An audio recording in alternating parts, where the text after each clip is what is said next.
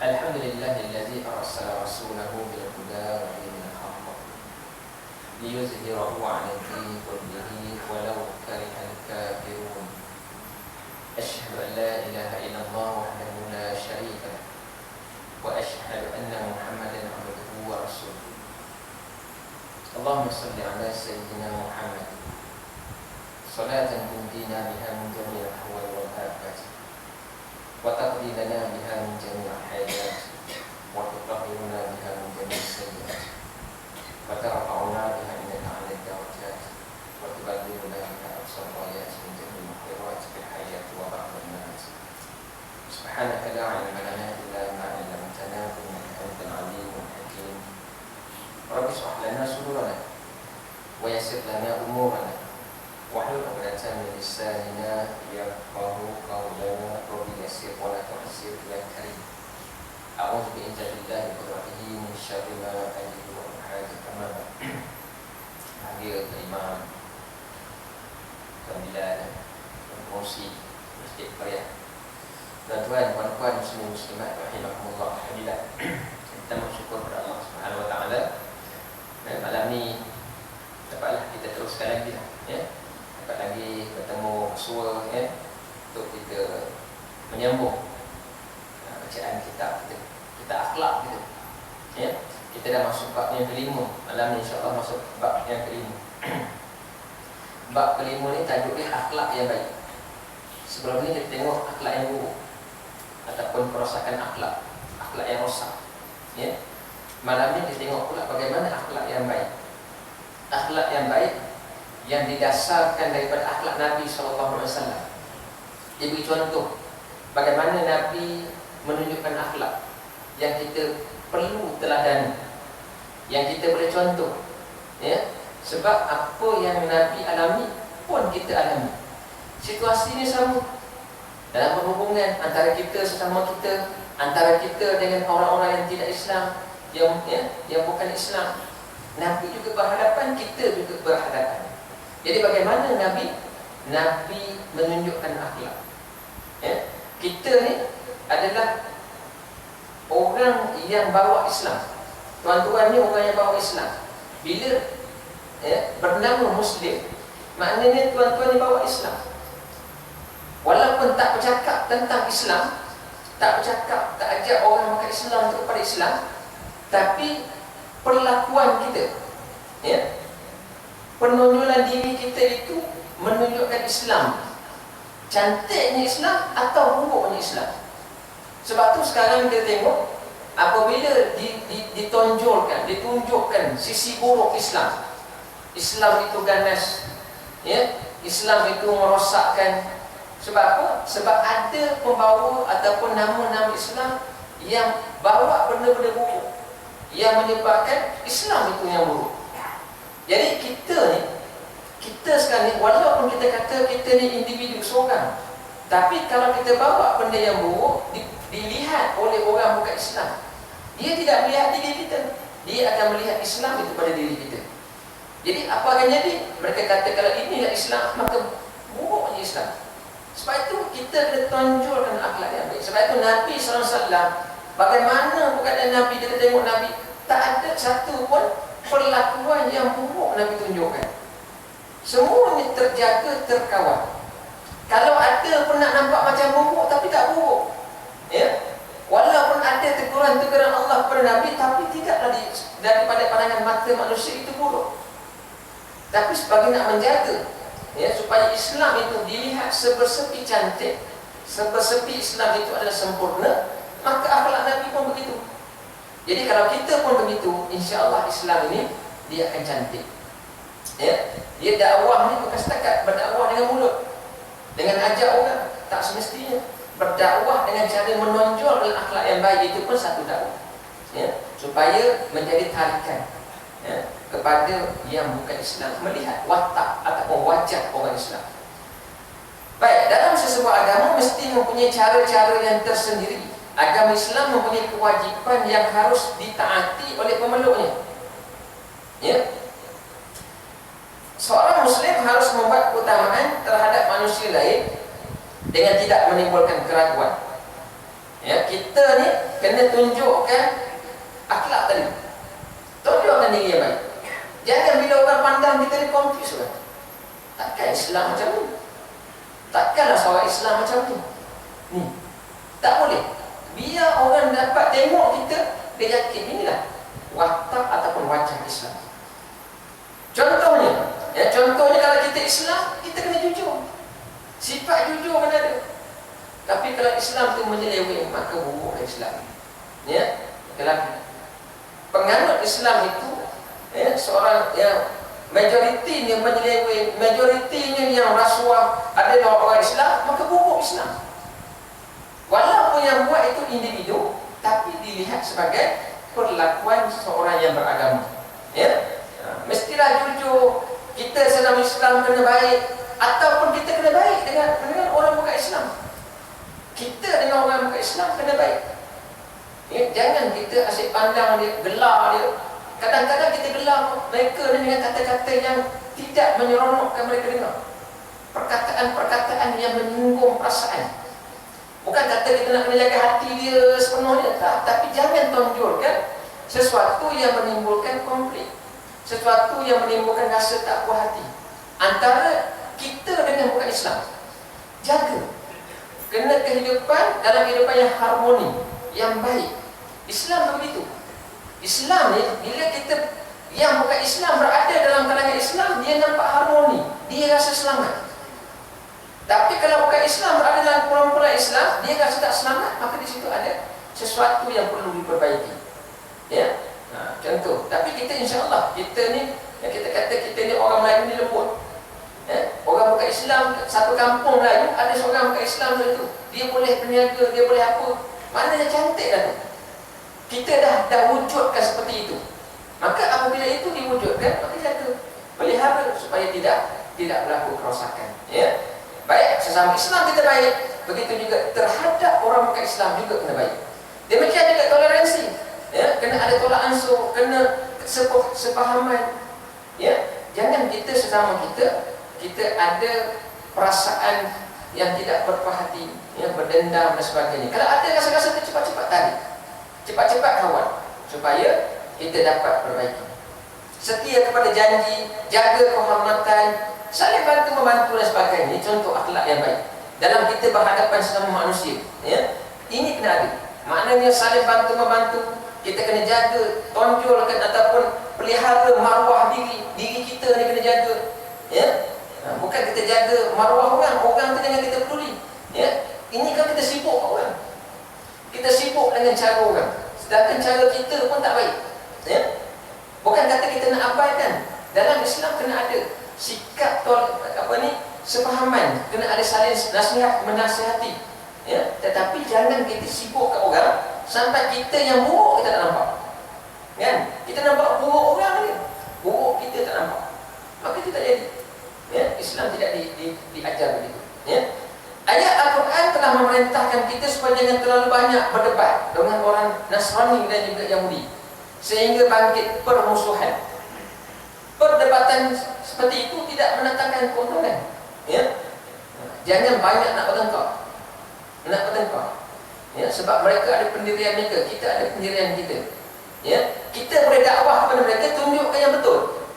Tetapi bukan dengan cara kita nak sampai kita nak memaksa mereka, maka tak boleh. Ya, Allah sebut dalam surah Al-Ankabut ayat 46. A'udzubillahi minasyaitonir rajim.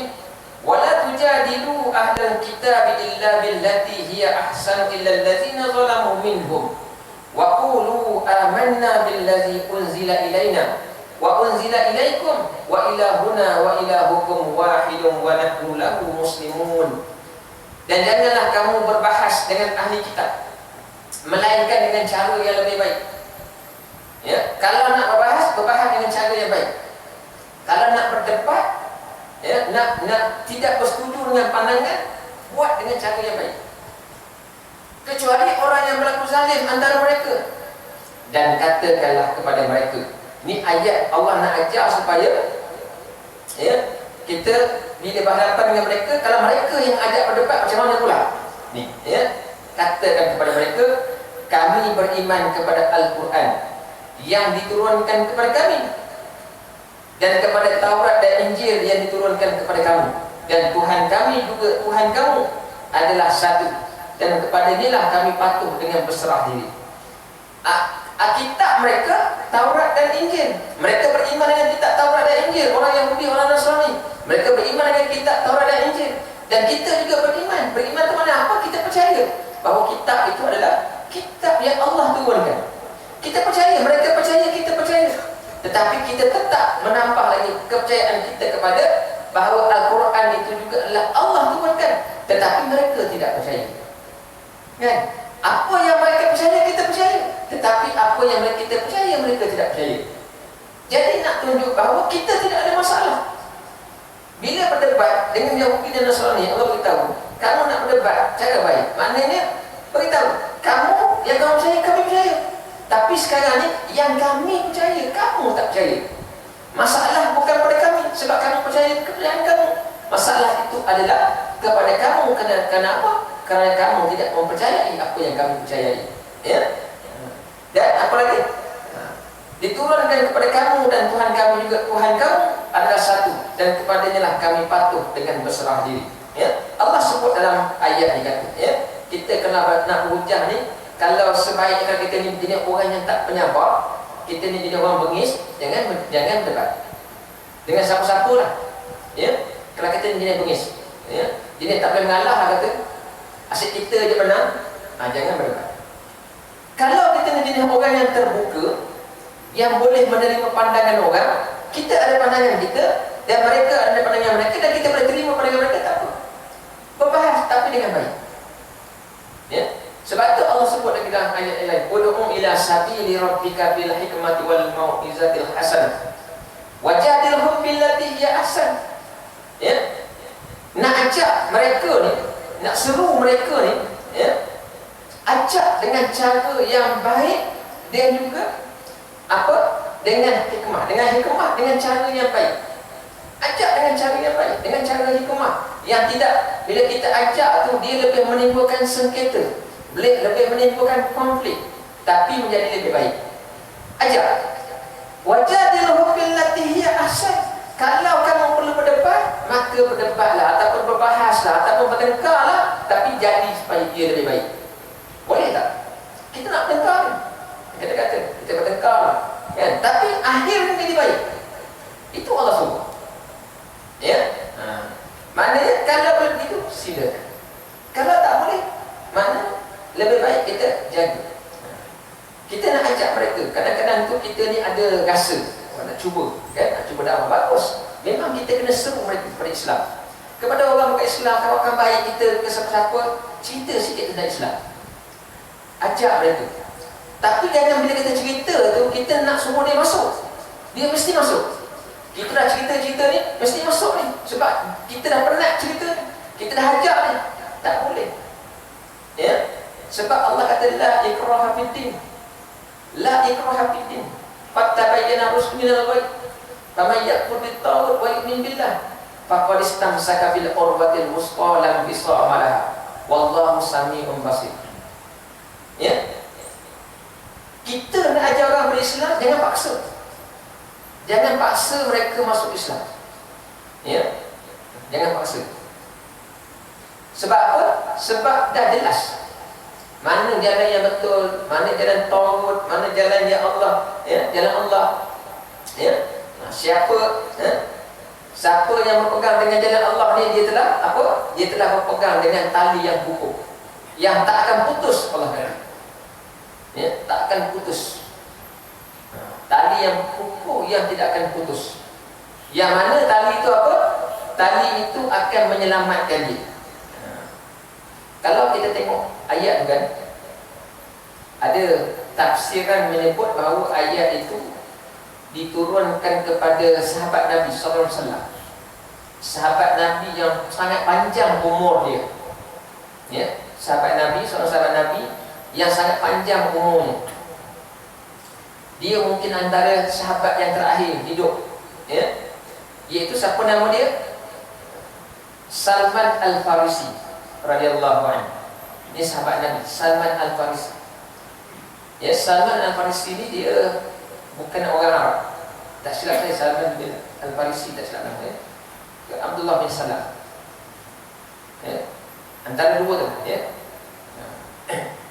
bagaimana tak silap Salman, dia bermimpi yang cerita tentang tali dia. Fatabayyana rusdu minal ghayy. Faman yakfur bit-taghut wa yu'min billah faqad istamsaka bil urwatil wusqa. Tali Allah tu dia takkan putus, Allah kata. Satu malam dia tidur, dia bermimpi. Dia mimpi dia berjalan di satu kawasan yang lapang, masuk kebun. Bukan lapang, tak ada pokok, namanya kawasan yang cantik. Masuk satu kebun. Kebun yang cantik, indah mata memandang. Tengah berjalan tu, tiba dia sampai dekat satu tiang tinggi. Tiang tu terbenam dalam tanah, ujung dia sampai ke langit. Dalam mimpi, kemudian ada tali terjulur keluar kat tiang. Kemudian dia dengar suara, capai tali. Dia kata apa? Dalam mimpi tu dia kata apa? Dia tak boleh nak capai. Kemudian datang seorang lelaki. Lelaki ini seperti penjaga taman tadi ataupun kebun yang tadi. Disuruh, cuba juga diangkatnya Salman, dan Salman dapat pegang tali itu. Bila dapat pegang tu, dia terjaga. Bila dia terjaga mimpi, dia tengok ada tali di tangannya. Dia pun jumpa Nabi SAW. Ini antara dalam asbabun nuzul, kisah ataupun ayat. Saya pun tak ingat dari segi kisah jalan cerita tu secara jumpa Nabi SAW. Tapi ada diriwayatkan dalam hadis Nabi. Imam Muslim ada, Imam Bukhari pada dalam riwayat kisah ni. Diceritakan mimpi ni tadi, maka Nabi SAW kata, apa yang kamu alami ni, kamu sekarang ni digambarkan kamu telah berada, kamu telah pegang Islam ni dengan sangat kuat. Kebun yang kamu lalui itu membawa surga, itu tempat kamu. Dia antara sahabat yang Nabi kata dia adalah sahabat yang masuk surga, Salman. Maka dia kata, tali yang kamu pegang itulah Islam. Kamu telah pegang Islam yang sangat kukuh. Ini,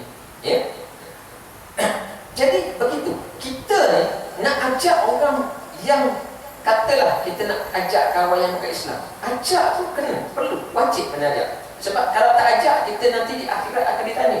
Dia akan menjatuhkan kesalahan tu kat kita, menyalahkan kita sebab tak ajak daripada Islam. Dia tak boleh masuk syurga sebab dia bukan Islam, dia kafir, maka dia masuk neraka. Sebelum masuk neraka, dia akan mengadu pada Allah. Dan dia mengadu pada Allah, kata apa? Kita ni berkawan dengan dia sampai mati, tapi tak pernah ajak tentang Islam. Maka dia akan letakkan tanggungjawab tu kat kita. Jadi dari segi itu, ajak kena ajak. Tetapi dalam mengajak itu tidak boleh kita paksa. Ajak dengan cara baik, cara apa, ajak. Dan dia terima tak terima bukan kemampuan kita. Itu adalah hidayah Allah. Dengan asbab, mungkin dengan asbab kita meluahkan kata-kata itu, maka dia menerima, alhamdulillah. Tapi kalau dia tak terima, maka kita tidak memaksa. Jadi begitu. Islam ni begitu. Islam ni bukan agama yang ganas, dia nak paksa orang. Islam ni agama dakwah, dia ajak secara lembut. Lepas tu Nabi SAW pun begitu. Jadi begitulah. Baik. Kemudian Allah berfirman lagi, "Qul atuhajjunana billahi wa huwa rabbuna wa rabbukum wa lana a'maluna wa lakum a'malukum wa nahnu lahu mukhlisun." Surah Al-Baqarah ayat 139. Katakanlah wahai Muhammad, patukah kamu orang Yahudi dan Nasrani ini membuat bantahan terhadap kami mengenai pilihan Allah dan pengurniaannya, padahal Dia Tuhan kami dan Tuhan kamu. Bagi kami amal kami, dan bagi kamu pula amal kamu, dan kami adalah mengerjakan amal dengan ikhlas kepadanya. Ayat ni Allah nak bantu Nabi, ajar Nabi bagaimana nak mematahkan debat ataupun hujah orang-orang Yahudi dan Nasrani. Allah ajar Nabi sebut kepada mereka ni, kenapa pula kita nak berbantah? Sedangkan kita sekarang menyembah Tuhan yang sama. Tuhan, Allah tu Tuhan kita, Allah tu Tuhan aku, aku dan Allah itu juga Tuhan kamu. Ya. Jadi kalau kamu tak setuju dengan kami, maka kamu buatlah amalan kamu.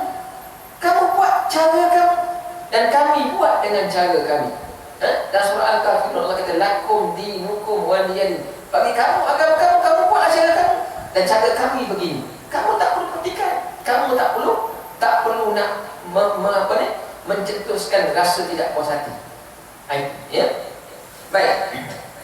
Ini maknanya dari segi hubungan kita dengan bukan Islam. Ni, bab pertama akhlak yang baik. Bagaimana kita berhadapan dengan yang bukan Islam? Ya. Bagaimana kita dengan yang bukan Islam? Maknanya kita kena tunjukkan contoh yang baik. Kita kena ajak mereka kepada Islam, tetapi bukan dengan cara paksa. Ya. Dan juga kita tak boleh nak buat kata-kata ataupun sesuatu yang memburukkan mereka. Kadang-kadang kita ingat ni, kita ni, ya, nak burukkan orang Islam ni tak boleh. Orang bukan Islam kita boleh burukkan dia, tak boleh. Islam larang. Kita nak fitnah orang bukan Islam, tak boleh. Hukum fitnah tu tetap sama. Bagaimana hukum fitnah tu buruk kepada kalau kita fitnah orang Islam, begitu juga buruk hukum fitnah tu kalau kita fitnah kepada orang Islam. Sama saja. Ya, sebab itu Islam diajar begitu. Kita jangan menimbulkan, ya, sesuatu yang tidak benar, sesuatu yang tidak betul tentang bukan Islam, kita buat macam kita. Tak boleh. Sebuah riwayat telah menceritakan sebagai berikut. Satu kisah. Rasulullah SAW berhutang kepada seorang Yahudi. Pada suatu hari orang Yahudi itu datang kepada baginda untuk meminta hutang. Nabi berhutang dengan orang Yahudi. Satu hari orang Yahudi itu datang minta hutang, tapi tempohnya belum cukup, minta awal.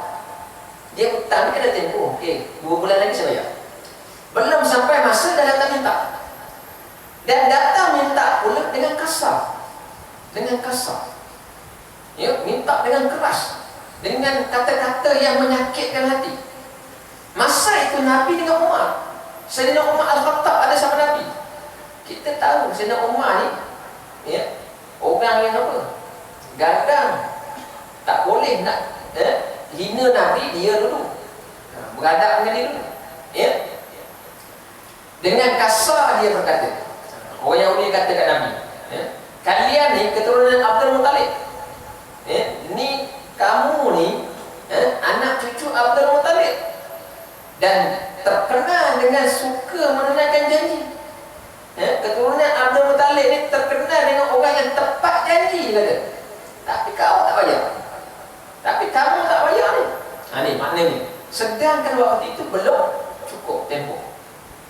Umar Ibn Khattab dengar ucapan tu, dia dengar bagaimana marah itu, maka dengan marah beliau berdiri terus bangun Umar dan mencabut pedang nak dikerjakan orang Yahudi ni tadi.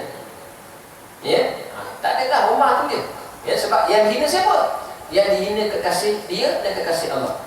Ya, pantang. Ya. Tapi apa kata Nabi? Nabi pun stopkan Umar, tenangkan Umar. Nabi pun kata kepada Umar, ana wa aula minka bi ghairi hadza. Ta'muruhu bi husnil taqadi wa ta'muruni bi husnil adab. Ya.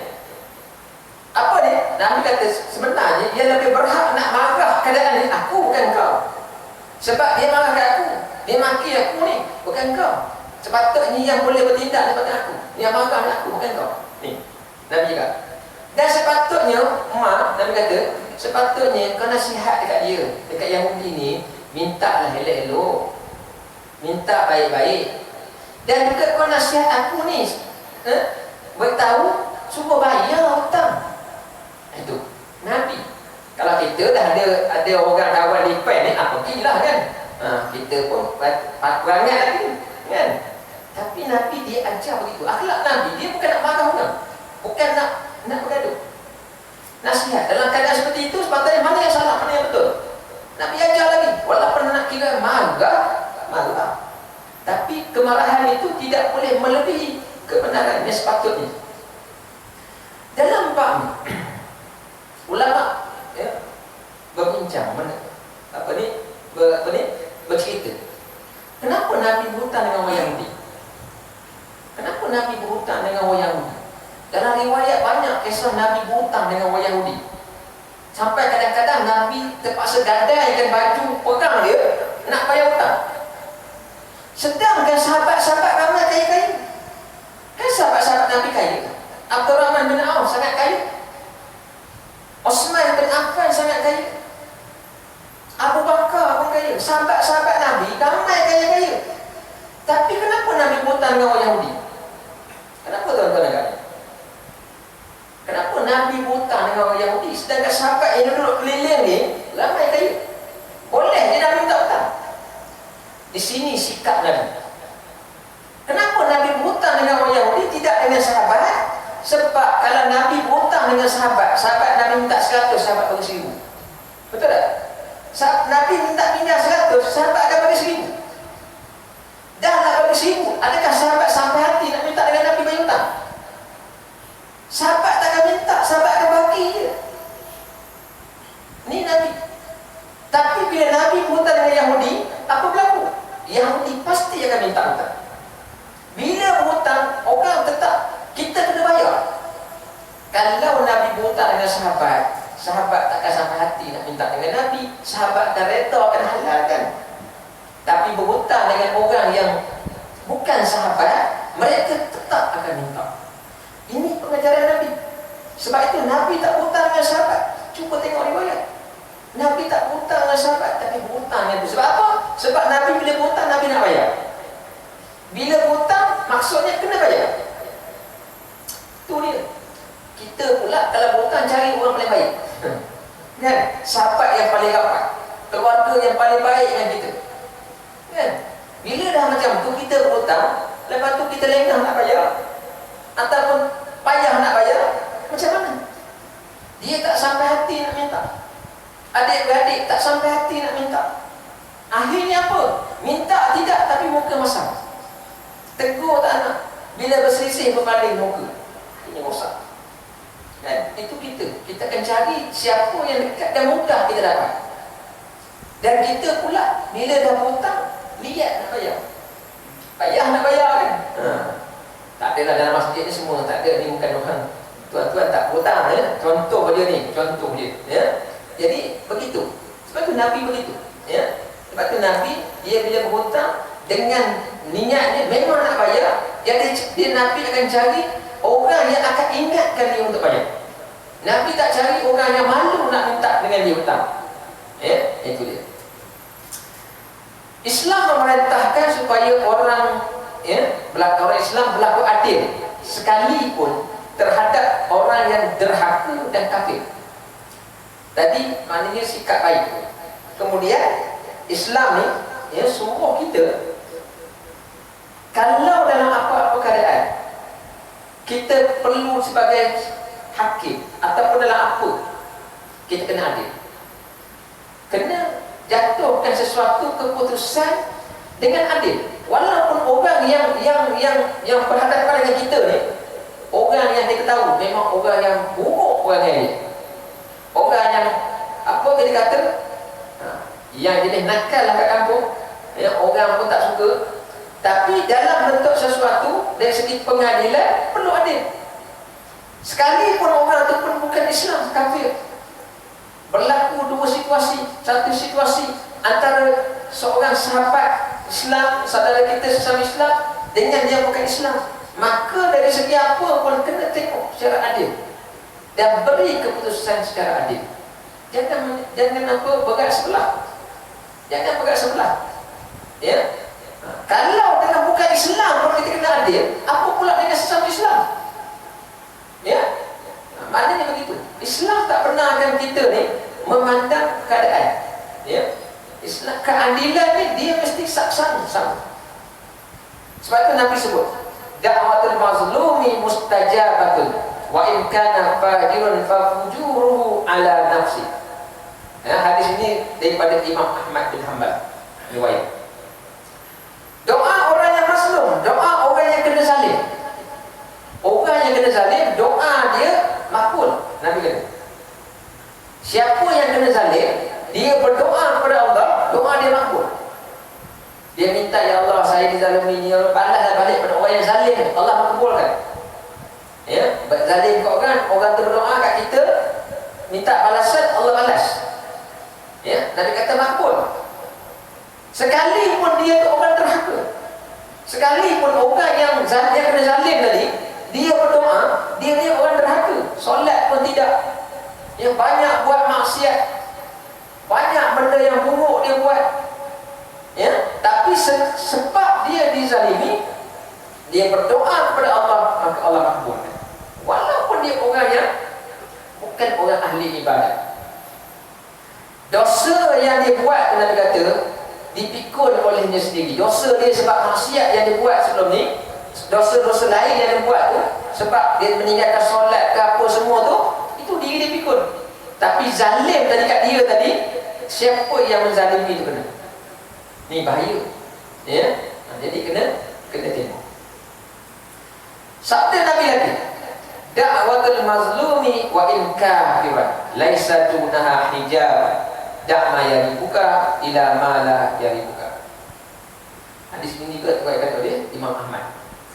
Doa orang yang mazlum, orang yang dizalimi, ya, sekalipun dia kafir, sekalipun orang tu yang kita zalim, kita ni Islam Muslim, zalim ke orang kafir, dia berdoa, dia berdoa tak ada pada Allah dah, kan? Dia kafir, tapi dia berdoa kafir, semoga kamu ni dapat balasan yang buruk selepas ni. Dia doa, contoh sebut kata-kata yang macam tu, ya, dia tak sebut pun Allah apa semua, sebab dia bukan Islam, tapi dia hatinya tu meminta sesuatu supaya kita yang zalim kat dia ni diberi balasan, ya. Apa kata Nabi?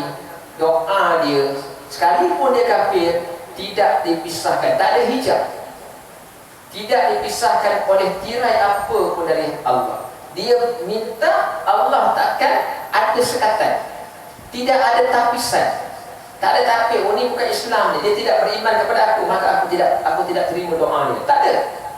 Ya, selagi mana dia adalah mangsa dizalimi, ya, walaupun dia kafir, dia minta, ya, supaya balasan kena pada orang yang zalim, Allah akan makbulkan. Ya, tinggalkan apa yang meragukan engkau dan perbuatlah apa yang tidak meragukan. Ya, bila kita ada sesuatu subah, ragu tentang sesuatu, maka tinggalkan. Ya, kita tinggalkan. Kita nak minum air, kita rasa macam air ni kotor, ada najis ke, ataupun sumber ni daripada sumber yang haram, terasa macam tu, maka lebih baik jangan minum. Ya, tetapi jangan selalu macam tu.